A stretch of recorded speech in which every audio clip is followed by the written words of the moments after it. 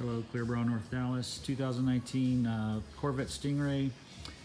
Just to show you a rear bumper install. This particular client is asking for no lines on this car at all. So just to show the Corvette owners out there with the 19s and even with the new 2020, there are certain things you can do to eliminate. But on this, we remove the rear light bezel. It just snaps in and out. This one's already done. You can see right here where there's a little piece of PPF. We rolled it in instead of having a line around the outside of the taillight area. So that is all rolled in, and I'll show you on this other light where I haven't rolled it yet.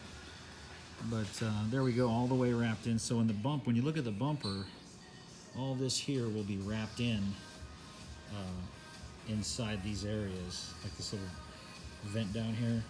So you won't see any of the PPF edges in this here. So like just like the emblem, this came out, the PPF rolls all the way in here.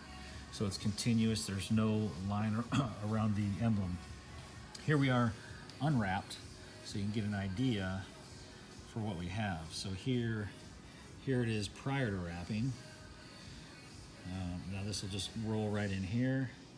Here's the edge.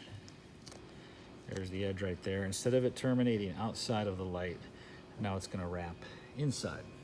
So these are just some of the things that we do at client's request. It's not a problem for us to do this.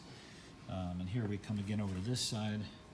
All this will come down and we'll wrap it underneath in between this black and orange. So there will be no lines on this at all. So hope that made sense to you Corvette owners out there. And it's like that with just about any car.